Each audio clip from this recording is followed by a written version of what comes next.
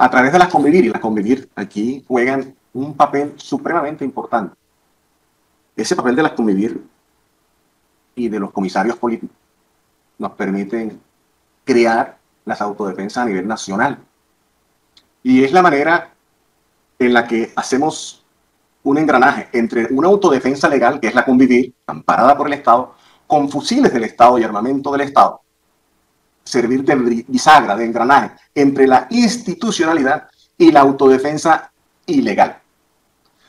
Esa convivir, a mí se me pide que cree el bloque norte. Y yo voy a una reunión con el general Iván Ramírez. Mi participación en este espacio abierto por la Comisión de la Verdad lo hago como lo han hecho anteriormente otros exintegrantes de las autodefensas. Lo hago frente al sistema integral. Lo hago de manera voluntaria, entendiendo, como ustedes lo entenderán, a lo largo de esta intervención, de este diálogo, que la complejidad del conflicto colombiano no admite verdades unilaterales, que no es monocromática, blanca y negra, que es un entramado de situaciones que nos ponen en un lugar y en otro, que implica la voz de unos y la de otros. Esa composición a distintas voces es la única que puede brindar una visión realista e integral de lo que pasó. Esto es extensivo al sistema integral, especialmente a su órgano de justicia. Antes que nada, me parece necesario aclarar a todos ustedes. Les digo que sería ingenuo pensar que en Colombia se le puede aportar una verdad integral, una justicia, una reparación y una no repetición a las víctimas, dejando una de esas voces por fuera. No solo sería ingenuo, sino sería un graso error que podría dilatar aún más el cierre definitivo del conflicto armado colombiano. La respuesta antes de eso quisiera también decir que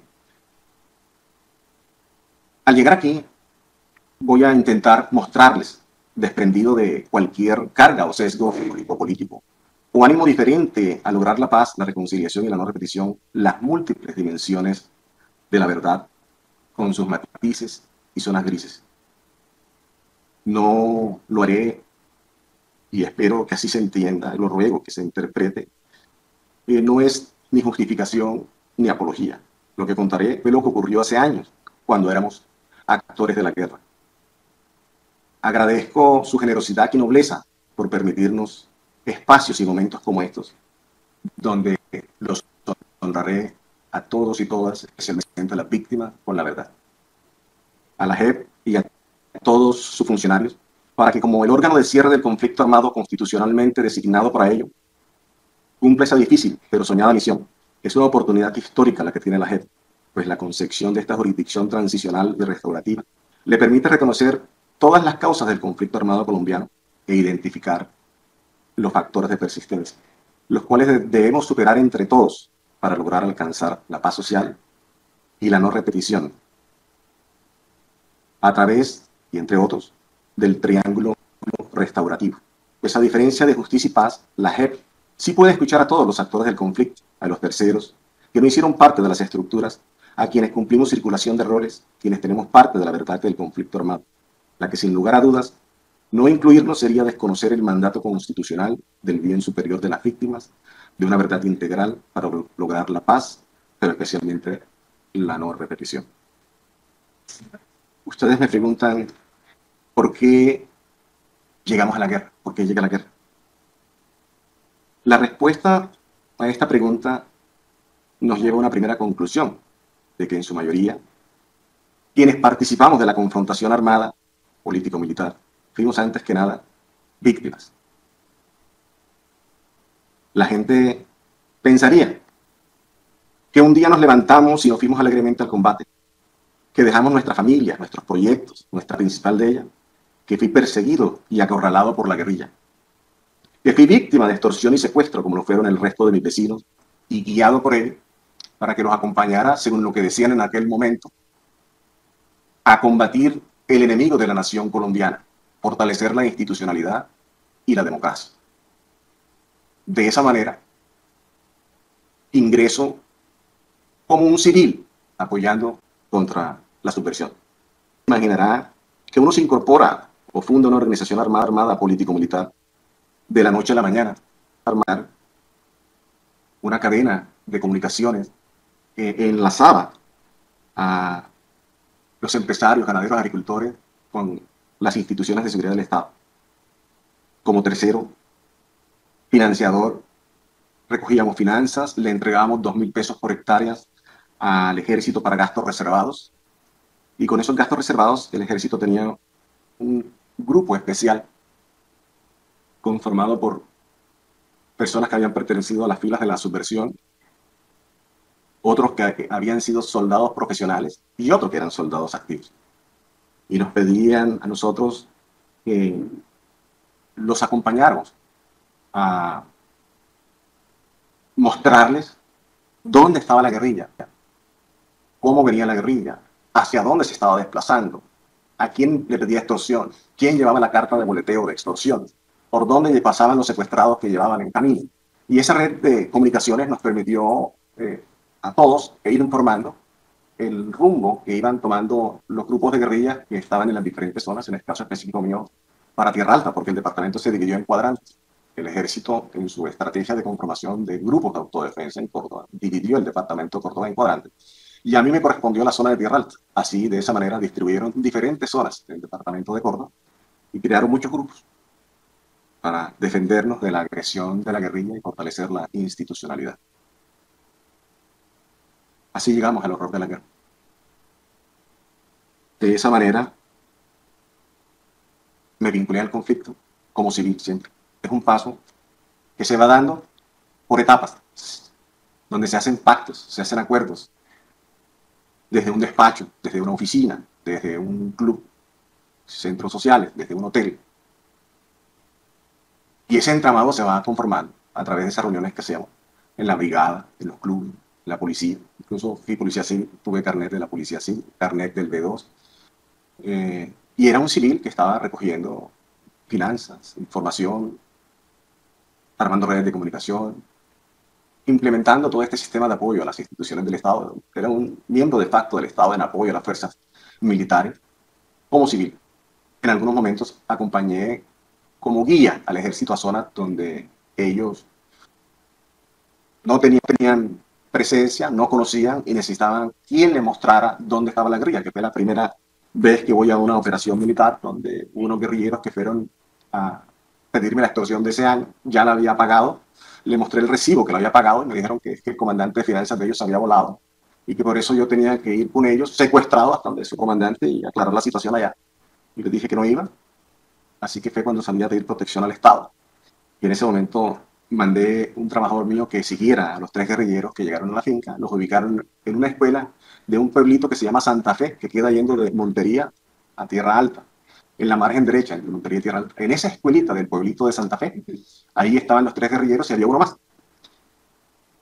Fui a la brigada, le dije al coronel lo que estaba sucediendo y le dijo que él no podía enviar a sus hombres a la zona si yo no lo acompañaba como guía. Y yo le dije, pero yo, ¿cómo voy a ir de guía si yo no conozco, no sé combatir, nunca he usado un fusil? Me dijo, no, usted va, yo le presto un fusil. Digo, yo no puedo ir con un fusil, no sé manejar un fusil. Así que fuimos, yo fui con una escopeta que utilizaba para matar unos...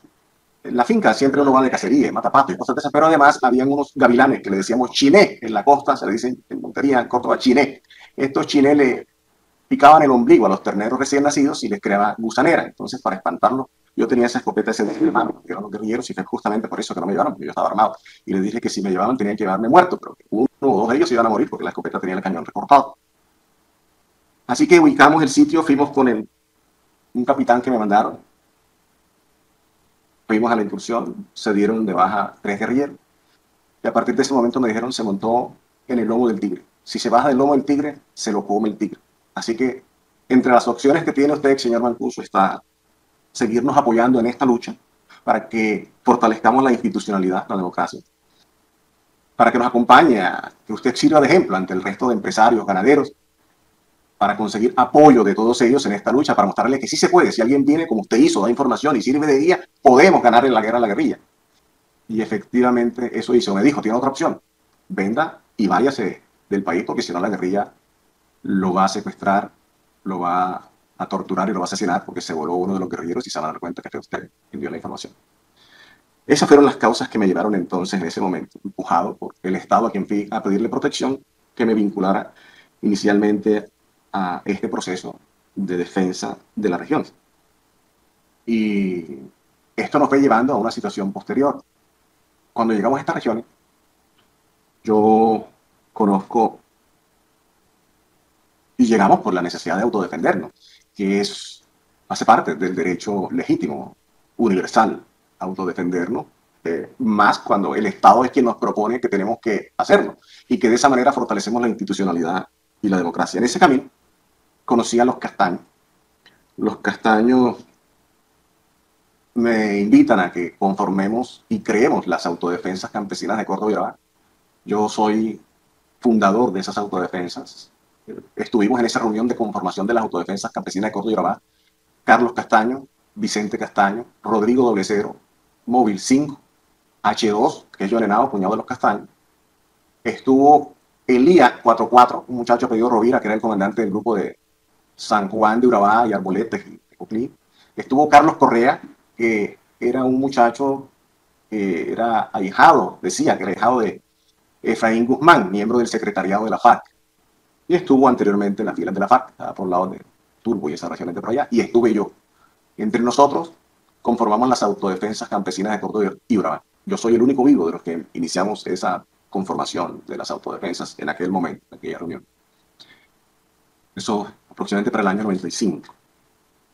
Pero para poder conformar este grupo de autodefensa, no solamente tuvimos que mirar cómo expandirlo, cómo ayudar a otras regiones y a otras personas que estaban en igualdad de condiciones agredidos por la subversión.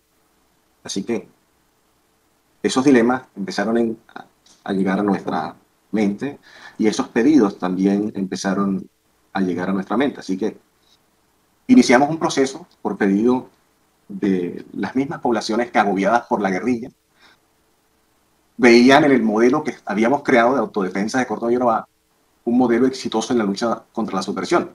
Y se implementó en Córdoba y Urabá y fue exitoso para poder sacar a las guerrillas de los planes productivos, y de ahí fue la fuimos haciendo retirar hacia sus retaguardias estratégicas. Esto acompañado por la gran mayoría de las personas que hacían parte de las economías de la zona, gremios económicos, multinacionales. Estuvo Chiquitabrán, que pagaba 3 centavos de dólar por cada de banano exportado.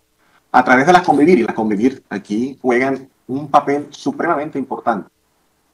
Ese papel de las convivir y de los comisarios políticos nos permiten crear las autodefensas a nivel nacional.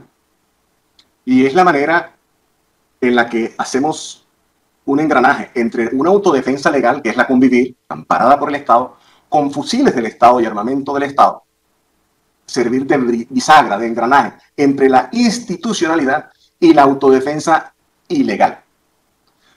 Esa convivir, a mí se me pide que cree el bloque norte. Y yo voy a una reunión con el general Iván Ramírez, un gobernador de Córdoba, estuvo Carlos Castaño, estuve yo, hay otras personas vivas que participaron de la reunión. Y se me pide la creación del bloque norte. Antes de eso, le habían pedido al comandante Carlos Castaño presencia de autodefensa en el norte de Colombia para empezar a replegar toda esta guerrilla hacia el sur del país y luego llegar al sur. Así que yo me doy a la tarea. ¿Y cómo voy? Como civil. Yo era en ese momento un comisario político encargado de crear estas estructuras, y lo hago a través de la convivir. Esa convivir, el coronel de la policía de Córdoba me adjunta a la convivir, que estaba conformada por 15 hombres, que tenía 15 fusiles Colt, tenía 15 pistolas 9 milímetros marca Glock.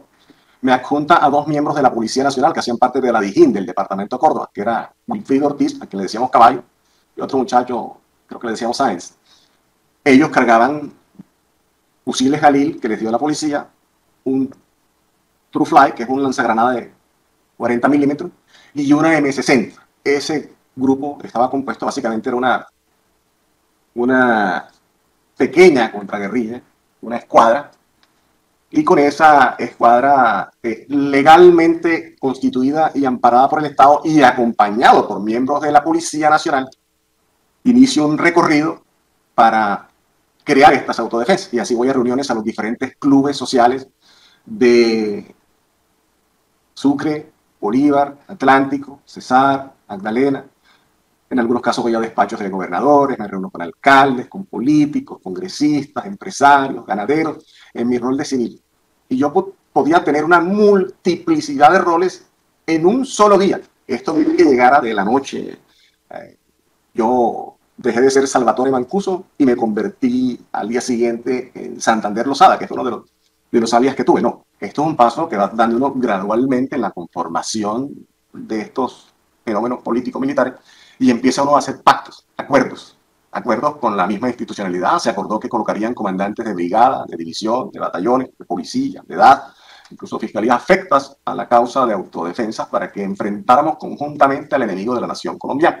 Y así fui extendiendo la creación de las autodefensas por todo el norte de Colombia.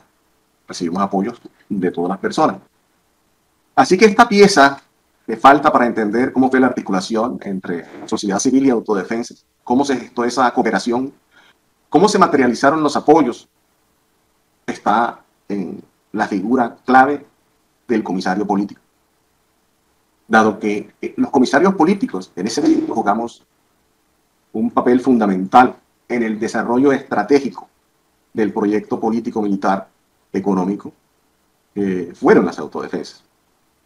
Me ha sorprendido que esta figura de comisario político haya sido tan desdeñada, porque si quieren saber cómo fue la participación de terceros, tendrán que saber cuál fue el rol de los comisarios políticos en las autodefensas.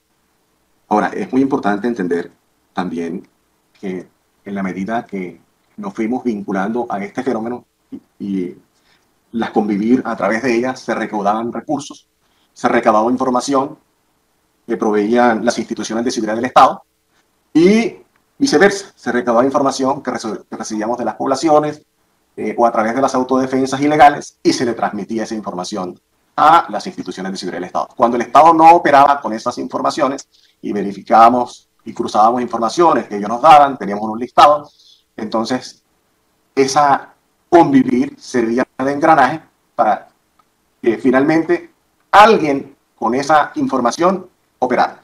O las instituciones de seguridad del Estado, y si no lo hacían ellos, las autodefensas. Pero alguien iba a operar con esa información, no iba a quedar en el aire la información. Así que siempre hubo una directa coordinación que permitió crecer, crear, avanzar con los grupos de autodefensa. Las autodefensas, al igual que las guerrillas, y que todos los grupos armados irregulares en esta contienda en Colombia, jamás podríamos llegar a una región si no tenemos una, primero que todo, financiación asegurada. Por eso que ustedes miran esta manera en que nos desempeñamos y por eso miran cómo las guerrillas llegaban a zonas donde había extracción de petróleo, de carbón, de esmeraldas. Y después que cae el muro de Berlín, termina la Guerra Fría y empieza la presión internacional por la defensa de los derechos humanos y el derecho internacional humanitario, observamos que el Estado colombiano, por esas presiones, empieza a delegar esas responsabilidades en un actor armado diferente, por defensa. Ellos ayudan a conformar y a crear, por supuesto. Así que para que esa presión internacional y ese señalamiento no recayera sobre ellos, nos entregan a nosotros esa responsabilidad de combinar todas las formas de lucha legales e ilegales, tal cual como lo habían planteado las guerrillas. Entonces, a partir de ese momento empieza ese fenómeno de financiación y las guerrillas, cuando se cae este muro de Berlín, termina la Guerra Fría y empiezan todas estas presiones, esa recomposición del mundo hace que dejen de recibir recursos. Es lo que nosotros siempre escuchamos de la Unión Soviética, de Cuba, y recurren cada vez más a la financiación del narcotráfico. Así que llegando a la financiación del narcotráfico, nosotros empezamos a combatir a las guerrillas, aunque creo que me estoy saliendo de tema porque ese tema tenemos que tocarlo más adelante, creo yo, si ustedes quieren, porque ya les planteé cómo ingresamos nosotros, o cómo ingresé yo a las autodefensas, cómo las conformamos y cómo las fuimos expandiendo. Si quieren, avanza con ese tema. O espera un momento. No, señor Mancuso, le pediría ir concluyendo. Estos temas que usted está abordando precisamente en este momento serán abordados más adelante en la conversación con el padre.